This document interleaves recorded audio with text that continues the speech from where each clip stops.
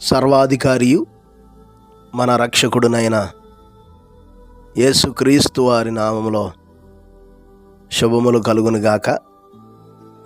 నేటి వాక్య ధ్యానము దానియేలు గ్రంథము 5వ అధ్యాయము 22-23 వచనాలు. బెల్షస్సరు అతని కుమారుడు వగు నీవు ఈ సంగతి అంతయు ఎరిగియుండియు నీ మనసును అణుచుకొనక పరలోకమందున్న ప్రభువు మీద నిన్ను నీవే హెచ్చించుకొంటివి.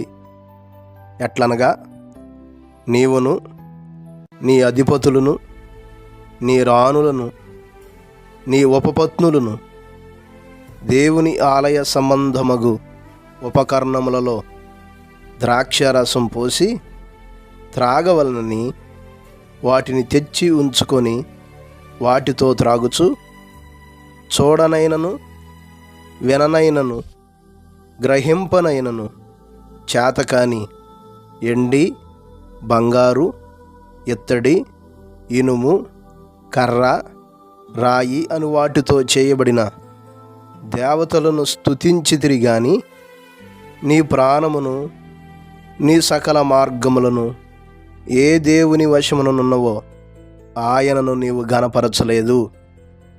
ప్రియులారా, నెబుకద్నెజరు కుమారుడైనటువంటి బెల్షస్సరు అతని స్థానములో రాజుగా ఏర్పరచబడి కొనసాగిస్తున్నటువంటి దినముల్లో తాను 1000 మందికి విందు చేయించి ఆ విందు ద్వారా తన గొప్పతనమును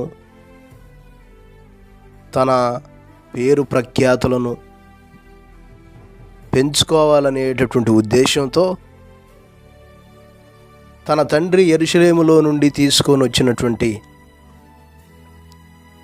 ఆలయ పాత్రలను, దేవుని మందిరములో ఉపయోగించే పాత్రలలో ద్రాక్షారసం పోసి మద్యము పోసి ఆ విందులో పాల్గొన్నటువంటి వారందరూ త్రాగుచు సంతోషిస్తూ ఉన్నటువంటి సమయంలో తనకెదురుగా ఉన్నటువంటి గోడ మీద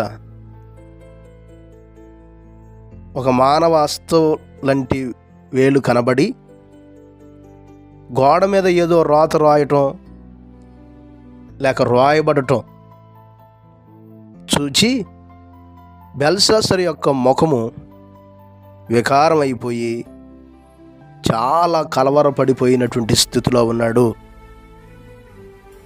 ఆ రాత భావాన్ని తెలుసుకోవటానికి తన దగ్గర ఉన్నటువంటి గారడీ విద్య కలిగిన వారిని, కల్దీయులను, జ్యోతిష్కులను అనేకులను పిలిపించాడు. కానీ ఎవరును ఆ రాత భావం తెలపలేకపోయారు.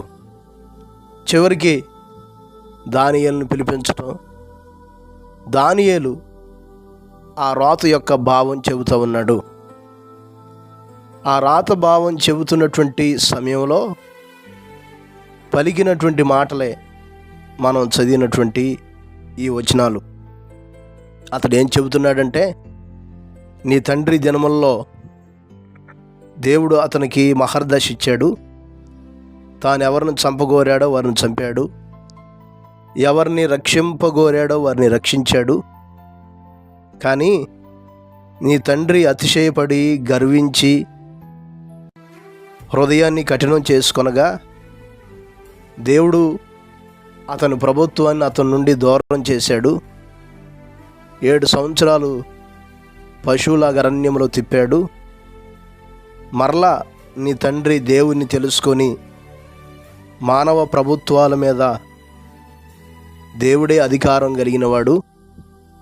దేవుడు ఎవరిని స్థాపింపగోరునో వారు స్థాపించబడతారు. దేవుడు ఎవరిని దించుతాడో వారు దిగిపోతారని నీ తండ్రి తెలుసుకునేంత వరకు అట్టి స్థితి కలుగజేశాడు.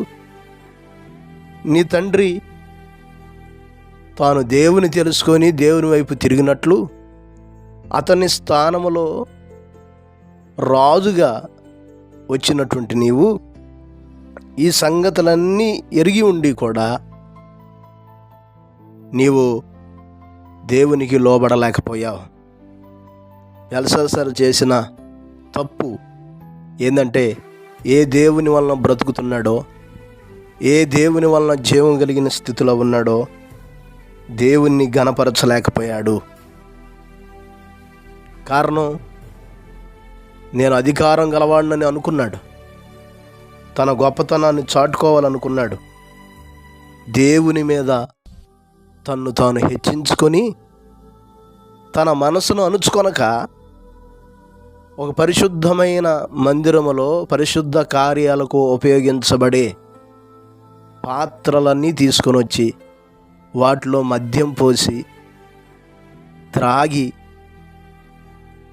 చాలా నిర్జీవమైనటువంటి వాటిని దేవతలను స్తుతించాడు, కానీ దేవుని వైపు చూడలేకపోయాడు.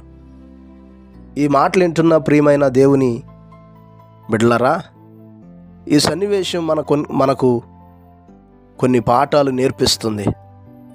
మనం అధికారం కలిగి ఉండొచ్చు, బలం కలిగి ఉండొచ్చు, ధనము కలిగి ఉండొచ్చు, పేరు ప్రఖ్యాతులు, లోక సంబంధమైన ఎంత ఘనమైన స్థితిలోనైనా ఉండొచ్చు, కానీ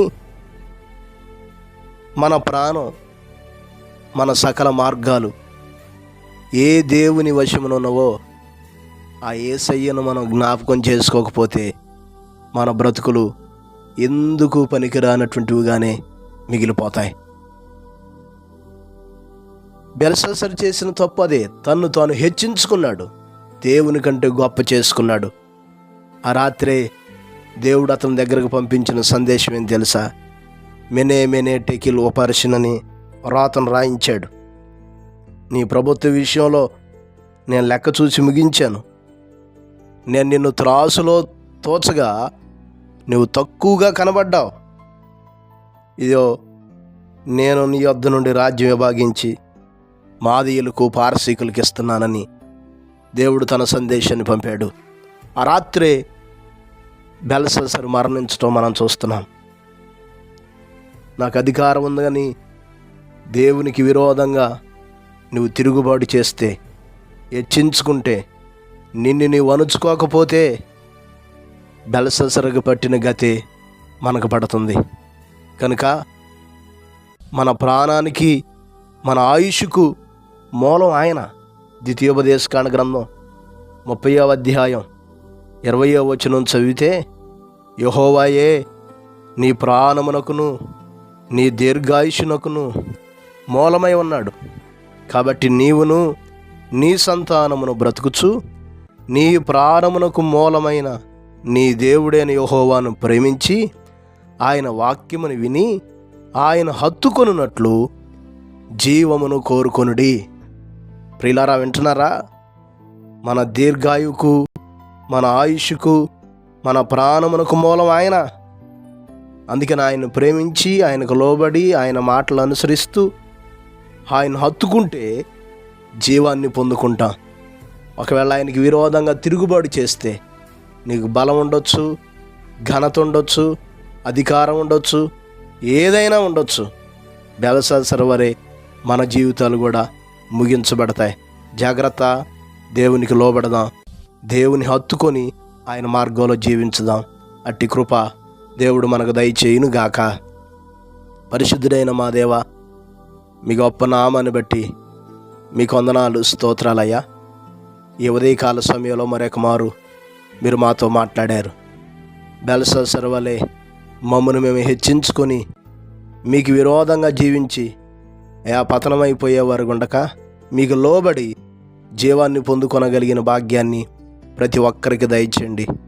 మా ప్రియులైన బిడ్డలందరి కొరకు ప్రార్థిస్తున్నా. మీ కృపచేత నింపండి. ఈరోజంతా మీ సన్నిధిని తోడుగా ఉంచి మీ దేవులతో నింపమని యేసు నామమున అడిగి వేడుకొనుచున్నాము తండ్రి. ఆమెన్. ప్రభు కృప మీకు తోడై ఉండును గాక.